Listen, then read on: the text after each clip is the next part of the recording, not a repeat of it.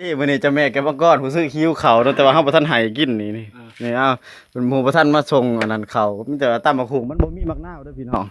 จักสิแซ่บตำใส่กระปูบัดนี้เอาซีบกระปูเบิ่งเพิ่นเบิ่งว่ามันสิแซ่บบ่ ถ่ายแล้วบ่ ท่าแล้วได้นี่เด้อซีบเบิ่งกระปูเบิ่งก็สิ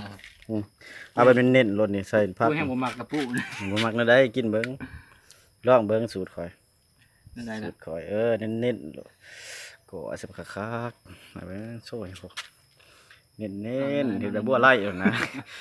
เฮ็ดนั่นแหละ ไล่ด้วยพี่น้องด้วย เออหักหน้าบ่มีจะได้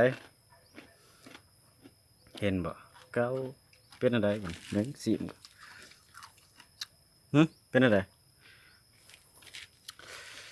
เป็นอะไร ก็กินอยู่ค่ายก็ไม่ดิดเปล่า ใครเขามาดิดปากเออจังเยอะคักเนาะโอ้โห หยุดดิ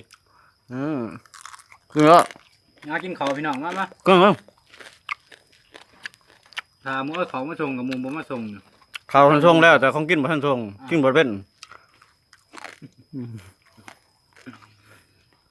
หูแล้วขาดยังหูแล้วขาดยัง การทั้งไหน หมักนาวอันเดียวหมักนาวบ่มีครับ มันก็หูเรื่องหน้าบ่มีแต่ตักตอนไปได้ใช่น้ำมัน ใช่แล้วอันเน้นๆอีกบาทหนึงขับยังไง เอาข้าวใหญ่ด้วยพี่น้องเนาะ มันนี่โอเคงามนี่เฮาตำแล้วเฮาบ่ได้เบิ่งได้ขั้นตอนตำเพราะว่าเครื่องเฮาบ่ครบเพิ่นสิให้เบิ่งแต่งวนลิขสิทธิ์ไว้บ่แซ่บพุ่นน่ะเป็นจืดๆนี่ โอ้เชียงยำด้วยคือได้เชียงยำ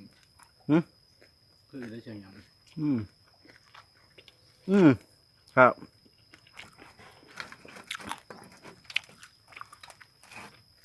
ตายยุดตี ทำไมเยอะทำไม่ง่ายมั้ง มีโอ้เจ็บตังตา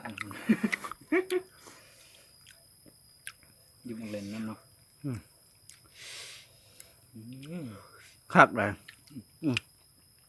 นี่เฮ้ยหยอด จะพูดโต ถาของกินอ่ะ